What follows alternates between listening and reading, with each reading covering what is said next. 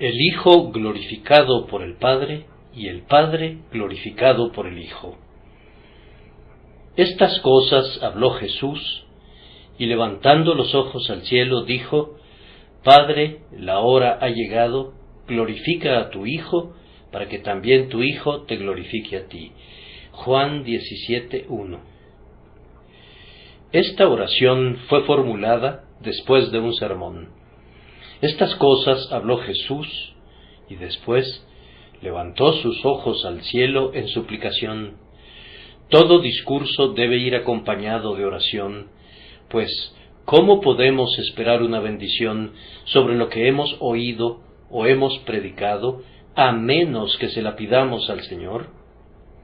El sembrador debe regar con muchas súplicas la semilla que ha sembrado, y el oidor debe buscar con diligencia el favor de aquel que da el pan al que come y semilla al que siembra. Fue una oración vinculada a la cena del Señor. No hay duda de que por sobre todas las cosas, la oración se debe mezclar con cada parte de nuestra participación en la mesa sagrada. ¿Nos atrevemos a venir al sagrado banquete sin oración? ¿Podemos sentarnos allí sin oración? ¿Podemos retirarnos sin oración? Si es así, no debe sorprendernos que la ordenanza se convierta en un mero formalismo y que no sea reconfortante para nuestras almas. Con el sermón y con el sacramento, mezclemos la sal de la suplicación sin prescripción de alguna dosis. Observen la actitud en la oración.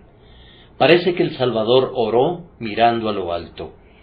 Esta manifestación externa de su devoción es muy significativa.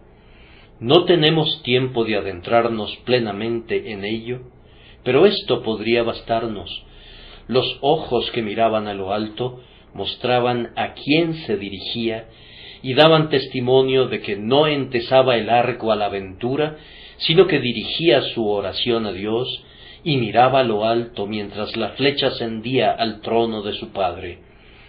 Mostraba también que lo que miraba estaba lejos y por encima de sus discípulos y de su simpatía, por encima del mundo y de su enemistad, y aún por encima de sí mismo. Su mirada se enfocaba en el invisible. Todo esto es para instrucción nuestra. Él pudo haber orado con los ojos cerrados, si así le hubiese agradado, pero los suyos eran los ojos abiertos de la fe y del amor, que podían contemplar el rostro de Dios, y que, no obstante, podían abarcar sin distraerse todas las cosas que le rodeaban, y por esto no era necesario que cerrara las cortinas de los párpados, sino que miraba al cielo abierto. Noten el comienzo de su oración, pues constituye nuestro texto. Él comenzó diciendo Padre, no dijo nuestro Padre. Padre nuestro es para nosotros, pues en la relación filial que tenemos somos muchos, pero Padre es para Él, pues Él es uno, y nosotros, en algunos sentidos, nunca podremos ser unos hijos como Él lo es. No nos corresponde entrar en la misteriosa doctrina de la eterna filiación, pero sabemos que es verdad. Padre, en su más excelso sentido concebible, es una palabra apropiada únicamente en labios de nuestro Señor, pero cuán grandiosamente brota de Él. Muestra su amor a Dios, su confianza en Dios, su completa resignación a la voluntad divina y su dulce aquiescencia a ella. Él está a punto de ser quebrantado con la vara de hierro de la venganza de su Padre, pero aún así le llama Padre. Él está a punto de beber esa copa de ajenjo y hiel que habría sido el infierno para nosotros si no la hubiera vaciado hasta las heces, pero Él todavía dice Padre. Y en esto nos da un ejemplo. En todo tiempo de tribulación debemos echar mano de nuestra condición filial, de nuestra adopción y de la paternidad de nuestro grandioso Dios. Vayamos a nuestro Padre, pues ¿a quién más acudirá presuroso un hijo? ¿A dónde más podríamos ir sino a nuestro Padre que sabe de qué tenemos necesidad antes de que se lo pidamos y que nunca abandonará a los suyos, sino que así como un padre se apiada de sus hijos, Él se apiadará de los que le temen? La oración misma, el hecho mismo de la oración nos muestra su humanidad. Jesús suplica, tiene que ser hombre, eleva sus ojos al cielo y clama, Padre, tiene que ser un hombre como nosotros, pero, en algunos sentidos, la oración indica la deidad que a duras penas oculta. Así como en algunas estatuas que a menudo deben de haber contemplado con admiración, a ustedes les parece ver el rostro de la figura a través del velo del mármol, lo mismo sucede aquí en la oración de Cristo.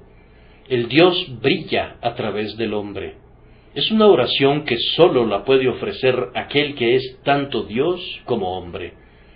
Ustedes se atreverían a decir, Padre, glorifícame para que también yo te glorifique. Sería una expresión presuntuosa si fuera pronunciada por los labios de una criatura. Sólo quien no estimó el ser igual a Dios como cosa a que aferrarse, sino que se despojó a sí mismo, puede orar así.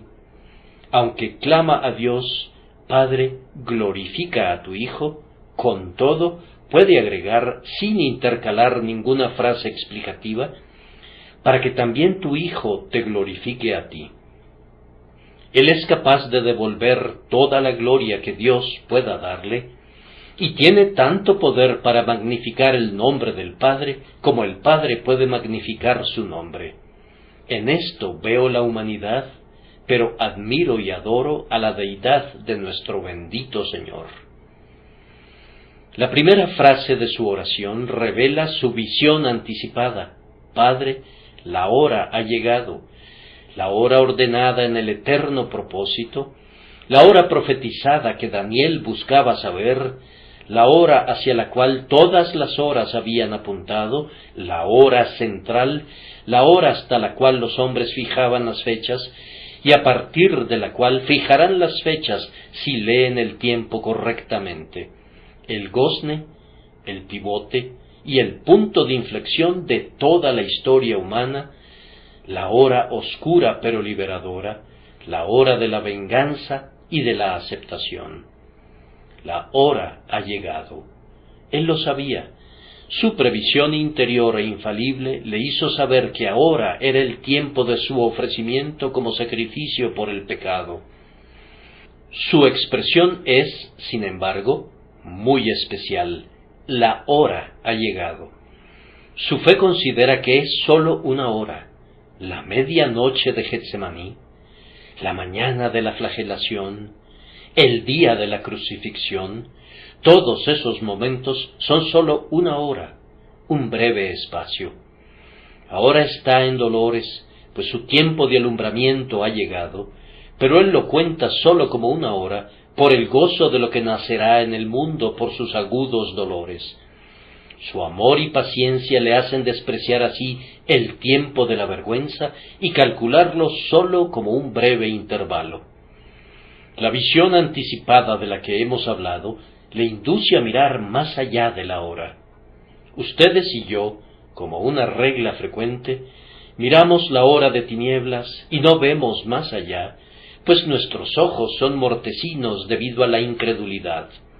Pero él sigue adelante más allá de la hora, y su oración es, glorifica a tu Hijo, para que también tu Hijo te glorifique a ti.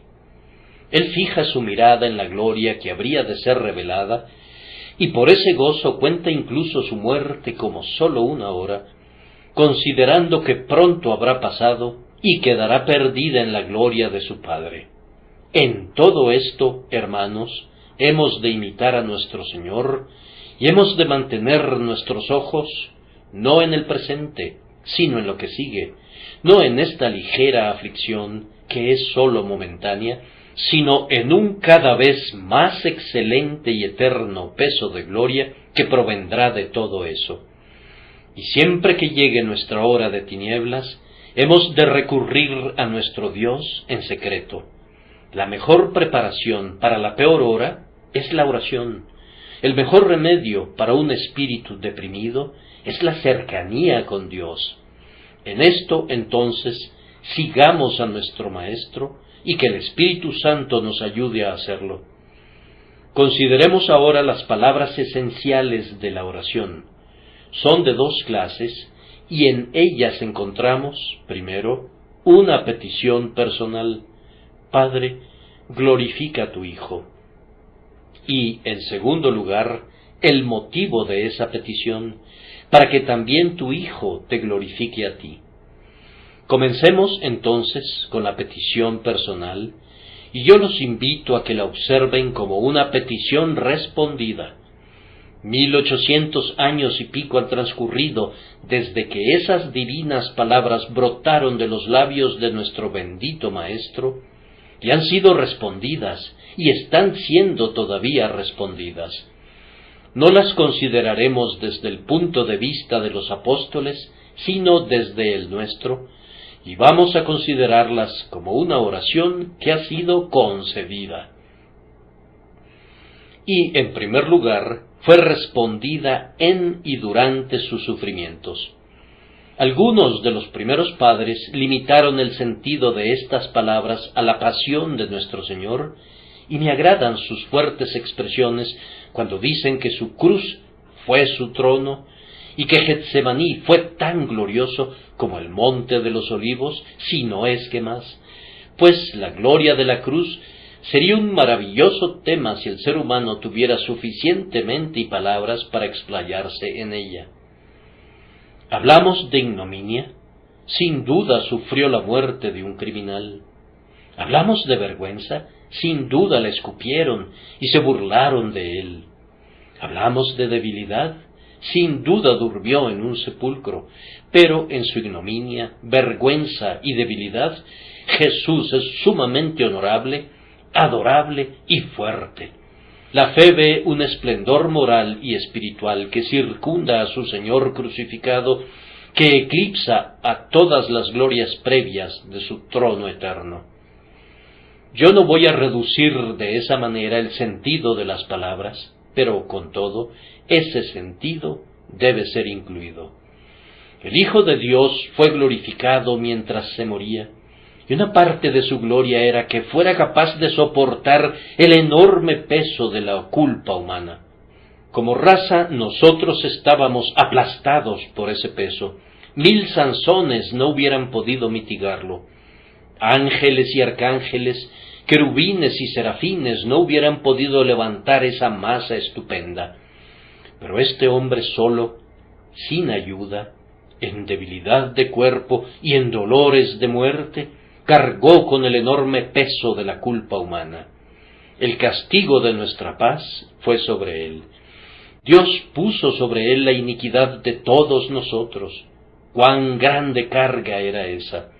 Y que pudiera sostenerla fue ciertamente una demostración de su gloria. Los perdidos en el infierno no pueden soportar la ira de Dios.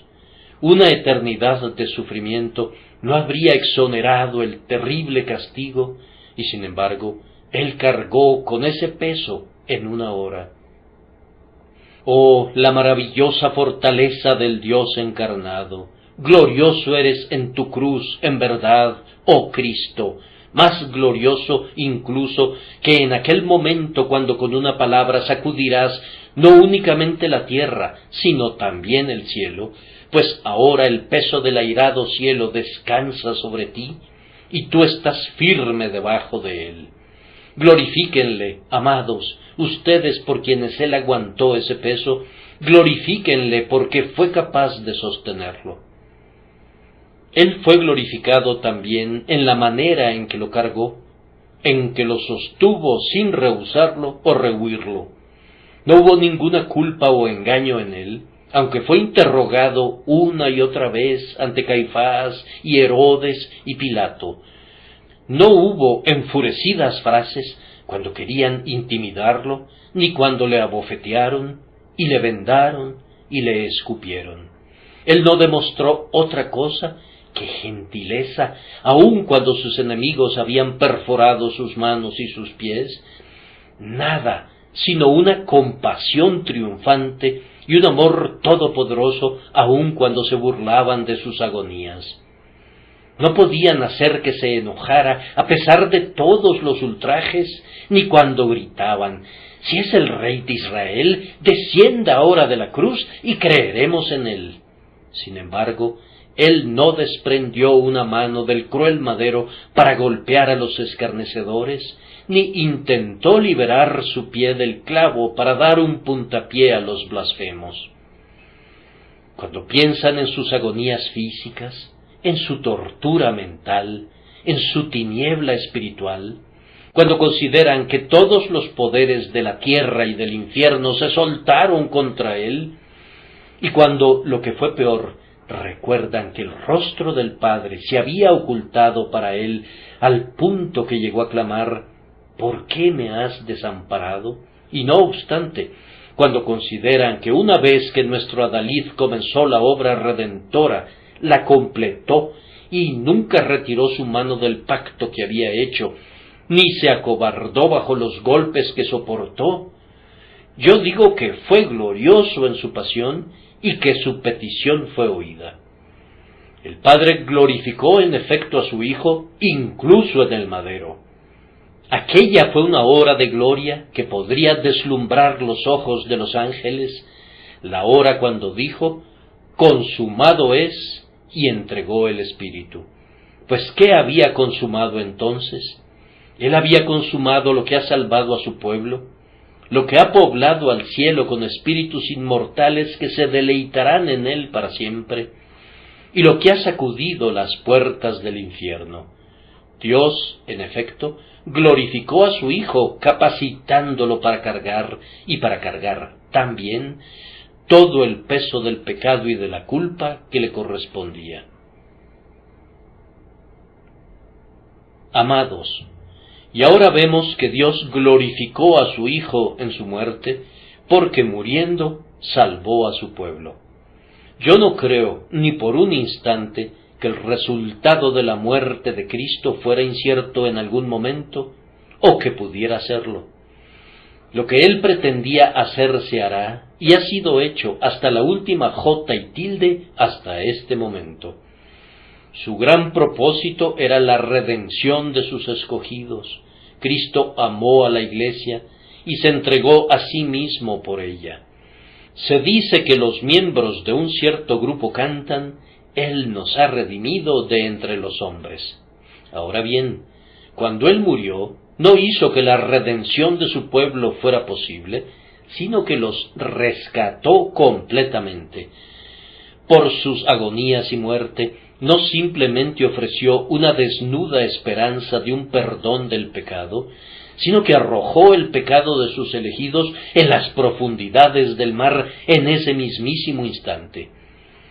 No hizo que la salvación de los hombres fuera una posibilidad si ellos querían, sino que salvó a su pueblo de inmediato y completó la obra que vino a realizar, en prueba de lo cual está escrito que Cristo, habiendo ofrecido una vez para siempre un solo sacrificio por los pecados, se ha sentado a la diestra de Dios, y no se habría sentado allí si su obra no hubiera sido consumada.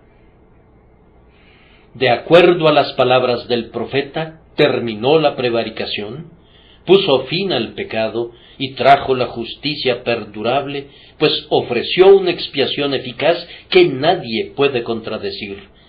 Entonces el Padre glorificó a su Hijo, aun cuando murió, puesto que aceptó su sangre redentora en nombre de su pueblo.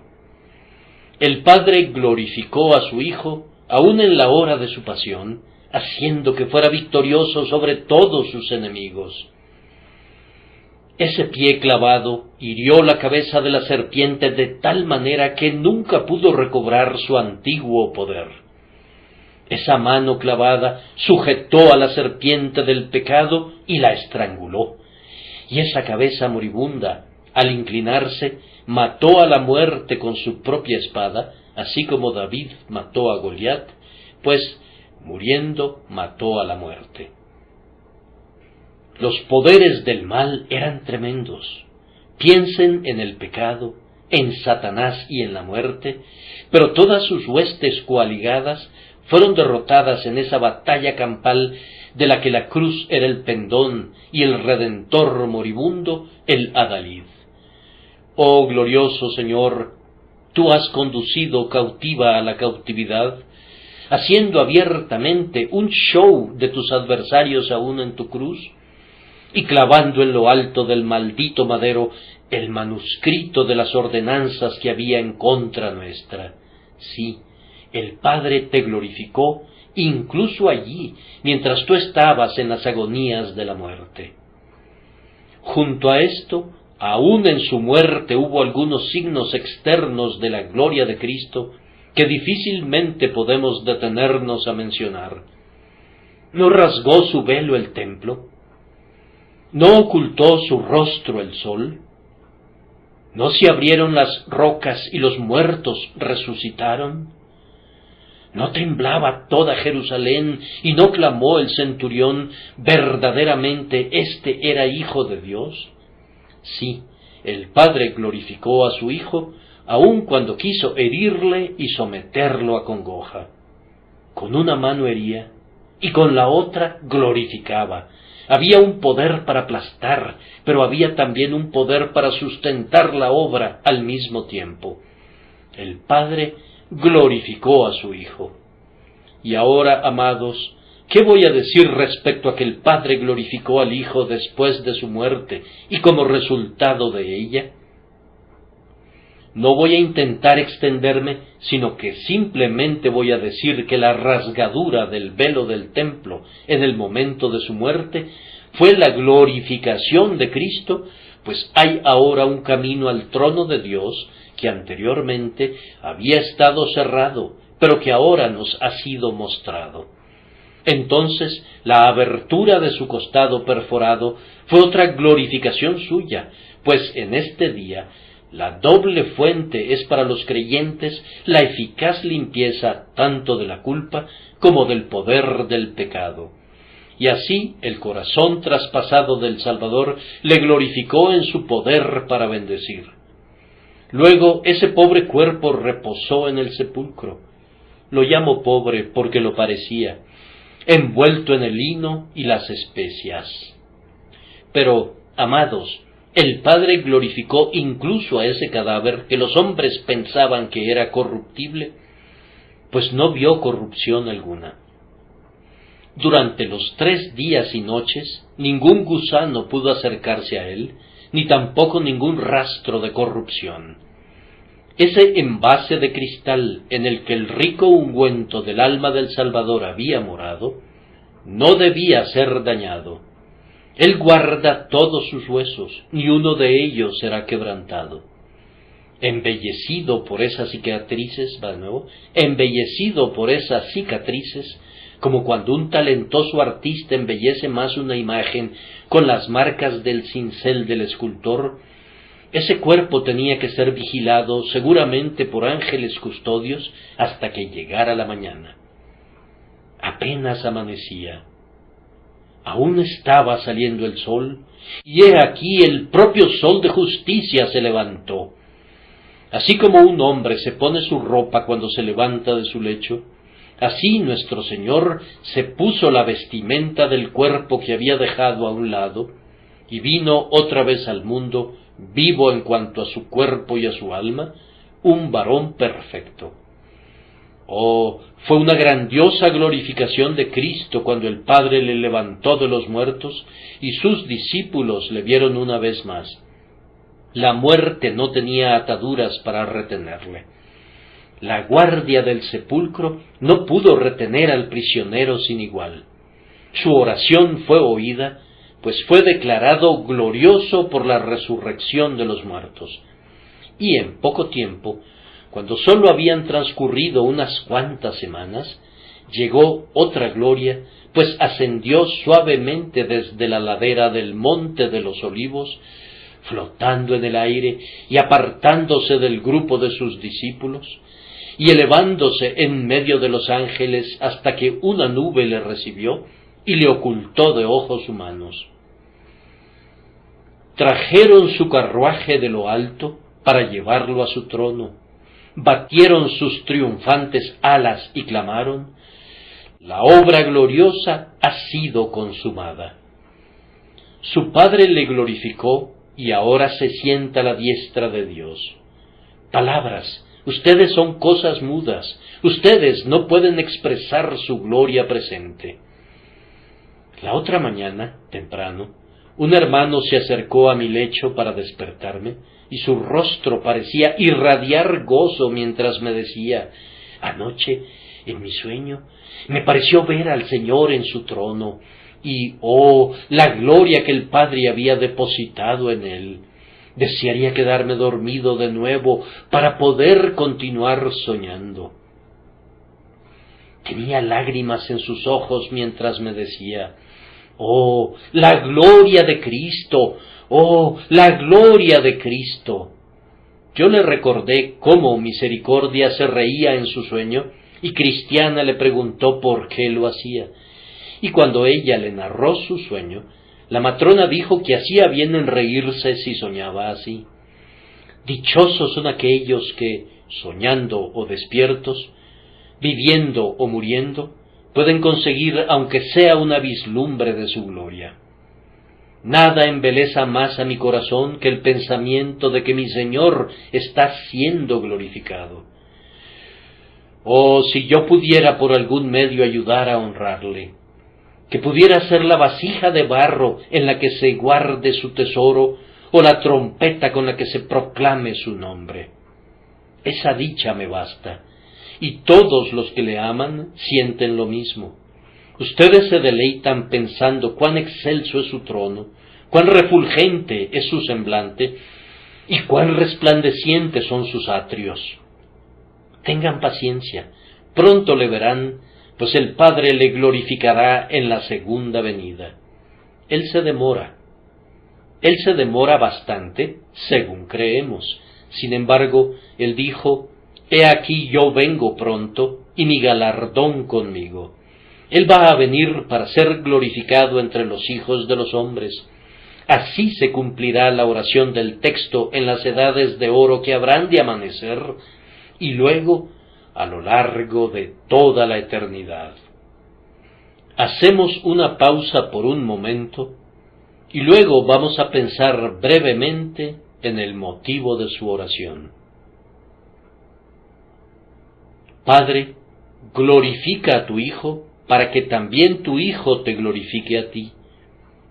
Cuando oras, es algo grandioso orar con un corazón limpio, pero el egoísmo es inmundicia. En nuestro bendito Señor no había ningún egoísmo. Él dijo: yo no busco mi gloria, y aún en esta oración, esa palabra suya es verdadera, pues Él únicamente busca la gloria para glorificar al Padre. Amados, el deseo de nuestro Señor ha sido concedido, pues Dios es glorificado en Jesucristo más que de cualquier otra manera. La gloria de Dios en la naturaleza es inconcebible.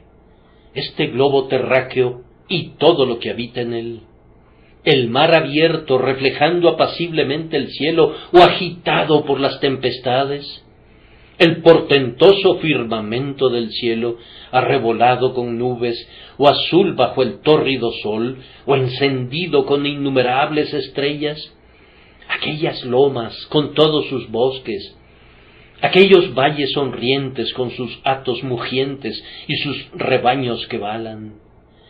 Estas son tus obras gloriosas, Padre del bien todopoderoso. Tú recibes gloria de cada trémula brizna de hierba o fronda de helecho, y cada insecto que revolotea y cada gusano rastrero te rinden alabanza. No hay nada que no te glorifique, desde Leviatán hasta un pececillo. Con todo, toda la naturaleza en su conjunto no puede revelar todos tus gloriosos atributos.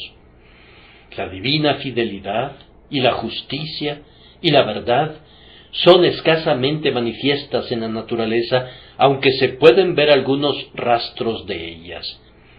Pero en la faz de Jesús, que es la expresa imagen del Padre, Dios es glorificado a plenitud. Sobre todas las cosas, Dios es glorificado en la muerte de Cristo, pues allí son vistos todos los atributos de Dios. Allí estaba el poder que sustentó a Cristo debajo de su tarea más que hercúlea, el amor que entregó al favorito de su corazón para que muriera en lugar de unos traidores, la justicia que no quería y no podía perdonar el pecado sin la debida satisfacción, la verdad que había amenazado con castigar y que castigó, que había prometido proporcionar un Salvador y que en efecto lo hizo, la fidelidad para con el pacto, que guardó ese pacto a un costo tan terrible, la sabiduría que planeó la maravillosa forma de salvación por medio de un sustituto. Es más, déjenme juntar todo, la perfección, la santidad de Dios. Sí, todos sus atributos son vistos, cada uno igualmente magnificado en la muerte de Jesucristo. Él es glorioso y el Dios Trino es glorificado en él. Y ahora, amados, Dios es glorificado en la muerte de Cristo por el amor de todos aquellos a quienes Jesús salva, por el sagrado respeto reverencial y el temor filial de todos aquellos a los que Jesús lleva a los pies del Padre, por la ardiente y paciente devoción de todos los que se consagran de corazón y que sienten la sagrada llama del amor por Cristo que incendia sus almas. Allá arriba en el cielo, donde los seres vestidos de blanco nunca cesan de cantar, y aquí abajo, donde los mártires fueron quemados por amor a Dios, donde los confesores desafiaron a todos los adversarios para propagar por todas partes la gloria de su nombre, donde los humildes cristianos sufren con paciencia, o continúan laborando con diligencia, o caminan en santidad, el nombre del Padre es glorificado por medio de la pasión del Cristo de Dios. Teníamos que decir muchas cosas, pero el tiempo se nos agota y por tanto concluimos con estas 3 observaciones que queremos dejar en sus mentes. La primera es esta: el motivo de Cristo debe ser el nuestro. Cuando le pidan una bendición a Dios, pídansela para que puedan glorificar a Dios con ella. ¿Anhelan tener salud de nuevo? Asegúrense de que quieren gastarla para Él. ¿Desean algún progreso temporal? Deséenlo para promover su gloria. ¿Anhelan crecer en la gracia? Pidan eso para glorificarle. Si hay algo que se atrevan a desear y oran pidiéndolo, háganlo así. Padre, bendice a tu Hijo para que tu Hijo pueda, a cambio, bendecirte y servirte. Las oraciones que tienen un motivo así son limpias. Todas las demás contienen la mancha del ego. Que Dios les ayude a hacer todo para su gloria, a hablar para su gloria, a vivir para su gloria, a morir para su gloria, y luego resucitarán para vivir para siempre para su gloria. Dichoso, dichoso el varón cuya porción habrá de ser esa. Que éste sea el impulso que los gobierne, que es el que motivaba a nuestro Señor. Enseguida, la teología de Cristo debe ser la nuestra. ¿Cuál es? Pues bien, primero, que Él ha de ser glorificado, y en segundo lugar, que el Padre ha de ser glorificado. El error algunas veces sopla en un sentido y otras veces en otro. Hace años la dificultad era llevar a los hombres a glorificar al Señor Jesús. Querían adorar a Dios, pero no al Cristo de Dios, y así llegó la gran lucha arriana y posteriormente las controversias socinianas, pues no querían glorificar a Cristo. Oh, en este punto yo no siento miedo por ustedes que han sido salvados por Él, Pero pareciera haber en nuestros días, en algunas mentes, un olvido del Padre. Se ama a Cristo, pues Él murió, pero muchos parecieran considerar que el Padre no tiene ninguna participación en la portentosa obra de la redención, si bien, amados, ellos son uno en nuestra salvación. Padre, Hijo y Espíritu están al unísono de acuerdo en nuestra redención, y sería en verdad fatal que pusiéramos a una persona de la Divina Trinidad sobre las otras dos. Todos los hombres deben honrar al Hijo así como honran al Padre, y deben honrar al Padre así como honran al Hijo. Si fuéramos a glorificar al Hijo y dejáramos de reverenciar y amar al Padre, eso sería traicionar el más íntimo deseo de Cristo. Por último, cada creyente ha de ver su seguridad. ¿Acaso no es una garantía sumamente maravillosa de la seguridad de todos y cada uno de aquellos por los que Cristo murió, que la gloria de Cristo y la gloria del Padre, puedo agregar la gloria del bendito Espíritu, están igualmente involucradas en la salvación del alma creyente? ¿Me atreveré a decirlo? Sería una mancha en la gloria eterna si alguna alma creyente se perdiera jamás. Entonces la verdad de Dios dejaría de ser segura, su fidelidad dejaría de ser firme y su amor dejaría de ser inmutable. Se podría dudar de su poder. Su mutabilidad quedaría demostrada. Pero, amados, eso no puede ser. Cristo no perderá una oveja de su rebaño, ni el Consolador perderá un espíritu en el que hubiera comenzado a morar. Entonces, confíen en esto.